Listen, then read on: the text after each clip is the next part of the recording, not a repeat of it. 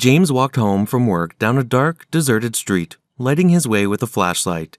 He stayed late again at the candy factory where he had worked for several years. He sighed heavily at the thought of having to walk another 20 minutes in the rain, which by this time was pouring down like a bucket. Such a prospect did not seem tempting to him, and James decided to take a shortcut by going through the town cemetery. He was a rational, pragmatic man who did not believe in the existence of dead men roaming around the cemetery at night. He did not recognize the power of superstition, so he did not hesitate to choose this path. James walked home, quickening his pace and thinking that now he would not refuse hot soup and tea with buns, which often bakes his wife.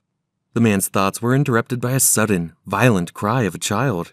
James shuddered and froze in place for a few seconds. He distinctly heard a child crying untimely somewhere nearby. He looked around perplexedly and steadily went to the place where the desperate, gusting cry of a child had come from. James was taken aback when he saw the excavated grave in which a little girl was sitting, clutched in a lump, who seemed the same age as his 3-year-old daughter Emma.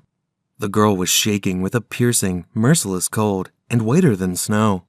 The thin gray dress she was wearing horrified James. He leaned forward swiftly and held out his hands. "Get up, little one. Put your hands up," the man said worriedly, trying not to frighten the child even more. "I will help you."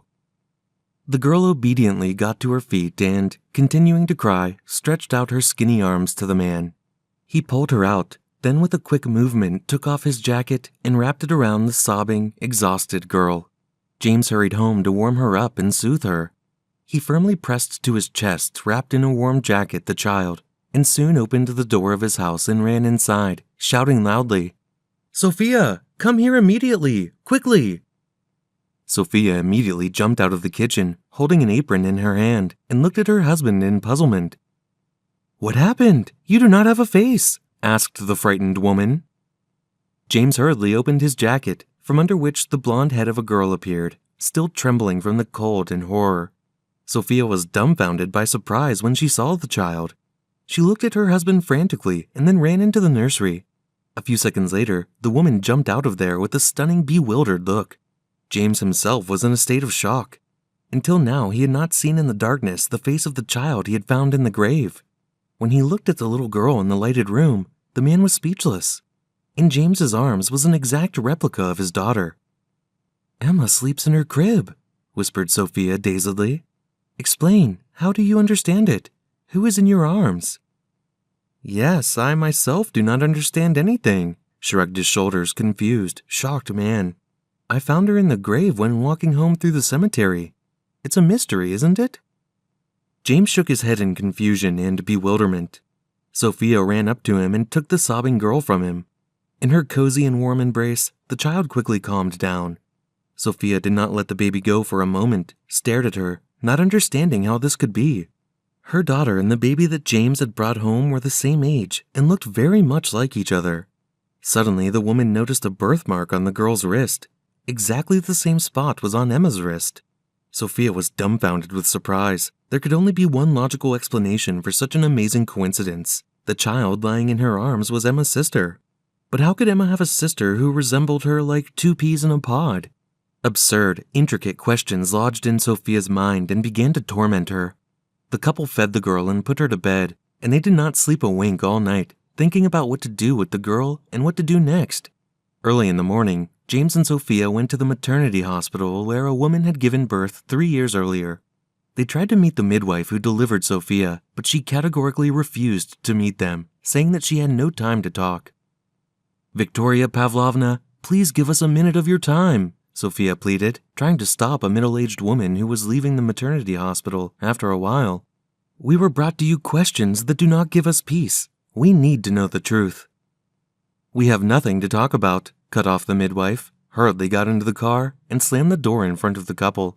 "Don't come in here. Do you think I remember every woman I've helped in childbirth?" she added sharply through the ajar window, started the car, and sped away, leaving no chance to talk. James and Sophia became even more agitated by the strange behavior of the woman. By her frightened, pale face, they understood that she had something to hide. In the morning of the next day, they went again to the maternity hospital, but this time they made sure to see the manager. "Victoria took yesterday's unpaid leave. Today she is no longer at her workplace," said the young woman, looking at the couple with curiosity. James and Sophia came out of the manager's office confused. Now they were sure that the midwife has something to hide. The manager could not answer the couple's questions. She ordered her staff to get the documents related to the birth of Sophia, but records stubbornly insisted that Sophia gave birth to a woman a year ago. However, the woman, who had to undergo an emergency cesarean section surgery, no longer believed what was written on the paper. After all, she didn't see Emma until the day after her surgery. Her mother's sensitive heart told her that Sophia was on the right track and that the second girl was also her daughter. Sophia called her brother, who worked at a private detective agency. She told him everything that had happened over the past few days and asked Stanislav for help. "You managed to shock me," the man said in amazement. "I'll turn the earth upside down, but I'll find the escaped midwife. Be sure of that." Stanislav, as promised, found Victoria Pavlovna, who, having taken a leave of absence at her own expense, went to the village where she had a house. After learning the address, James immediately rushed there to try to talk with the midwife. The man had no doubts that the woman knew much more than she wanted to show. He found her quickly. James got out of the car and through the open gate went into the courtyard where Victoria was, fiddling in the garden. When she saw James, she was stunned by surprise and pale with fear. "How did you find me? Are you following me? I told you I know nothing," Victoria Pavlovna exclaimed, rattling voice. "Go away immediately, or I'll call the police." "I will call the police if you continue to behave like this," said James confidently. "I just want to talk to you, that's all. I know that you are not completely honest with me. Tell me the truth, please. Do I have another daughter who is hidden in the maternity ward? I will not rest until I know what happened. And if I get to the bottom of it myself, you will be legally punished. It is in your best interest to tell me the truth." Victoria, realizing that James would not give up and will not stop pursuing her, with a heavy sigh sank to the bench and, wiping sweat on her forehead with a handkerchief, said in a full voice of regret and horror, "I didn't want to do it. They made me do it. Understand that in this story I was just a pawn in the hands of powerful rich people. If I had not agreed, I would have been fired from my job. I was also threatened." "Who threatened you and why?"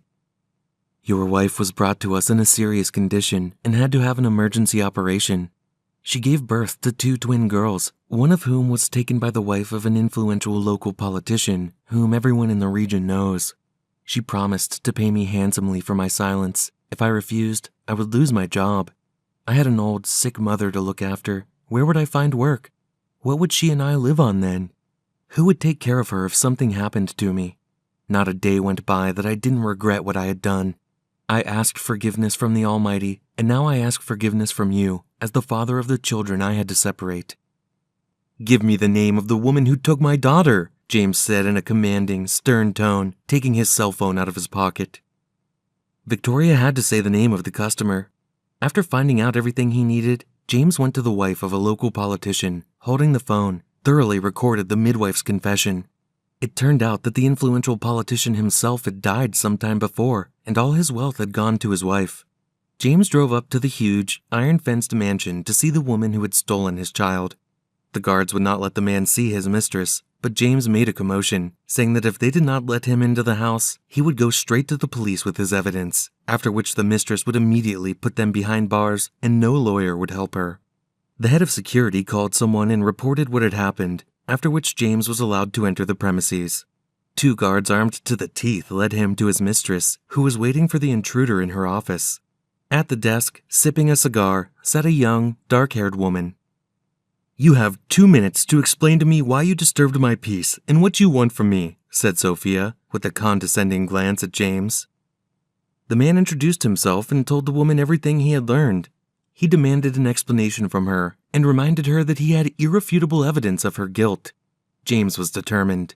What he wanted most of all was to understand what had happened and how his other daughter ended up in the grave late that night. "So you found out about the existence of the other girl after all. Keep in mind that if you try to take the case to court, I will not leave you and your family alone. You are a nobody, and I am a powerful woman with more power than you realize. Since you know the truth, I'll tell you how it was. My husband wanted a child very much. He dreamed passionately about it and demanded that I gave birth to a son or daughter.